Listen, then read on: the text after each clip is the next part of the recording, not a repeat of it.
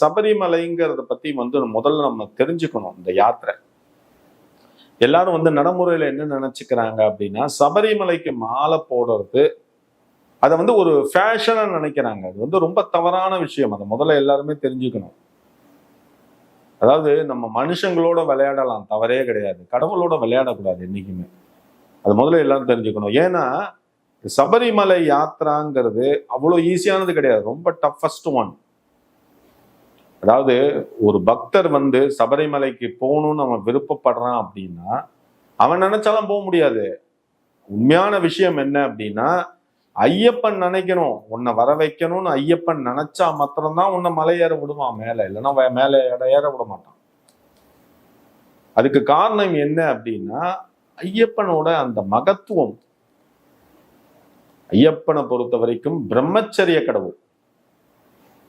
பிரம்மச்சரியத்துக்கு அதிபதி தான் ஐயப்பன் சொல்லலாம் தாராளமா.